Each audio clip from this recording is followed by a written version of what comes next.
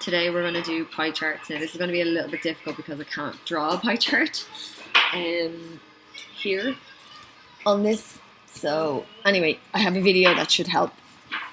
I tried to figure out what software he was using, but I couldn't. So we'll just watch him do it. But anyway, a pie chart can be used to display the proportion of categorical data in one category in comparison to the proportions in other categories. Okay, so it's just about the size of the sector of the circle. So the bigger the sector of the circle, the more are in that category. Okay? So the students in a class are asked to name their favourite indoor sport, and here are the findings. So 12 like basketball, 6 like badminton, 5 for squash, and 1 for table tennis. Okay, so the way you do this, first thing you need to do is figure out the total. So 12 and 6 is 18, and another 6 is 24. So the total is 24. And then you have to figure out each one individually, okay? So for basketball,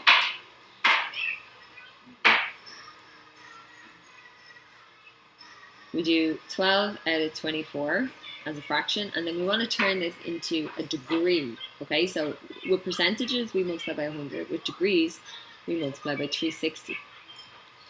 Okay, and that's 180 degrees.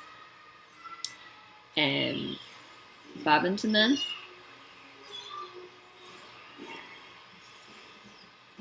Is 6 out of 24. And again, to turn it into degrees, you multiply by 360. And that's 90. Next is squash. 5 over 24. And multiply it by 360.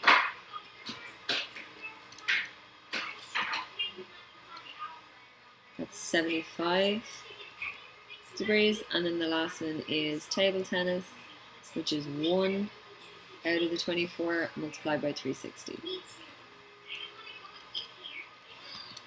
So that's 15 degrees. Okay, so this is where I can't really show you how to plot this. This is in your book. So you draw a circle with a protractor, with a compass, and you put in this is the line we always start from. Okay, then you take your protractor, that's the semicircular one, and you mark 180. Okay, so they've done it doesn't matter whether you do the top or the bottom, they've done the bottom, and then you write basketball in that section.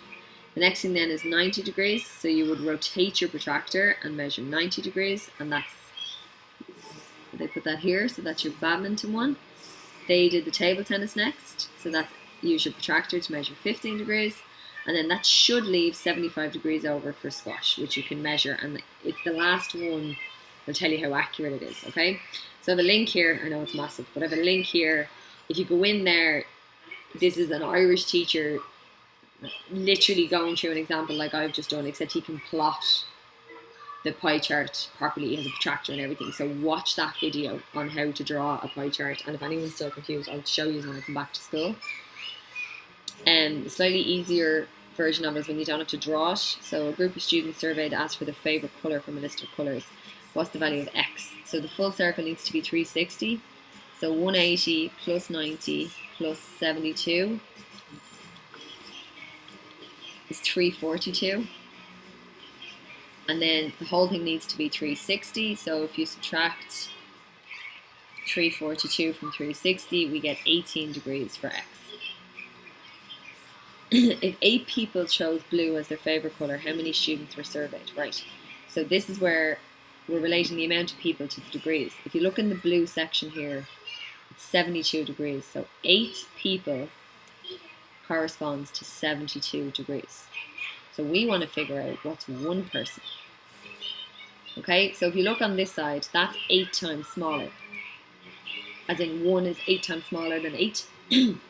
So we apply the same calculation over here, then we can figure out that 1 person corresponds to 9 degrees. So then they want to know how many were surveyed in total, which means they want to know the full circle. And we know the full circle is 360 degrees. So if we just multiply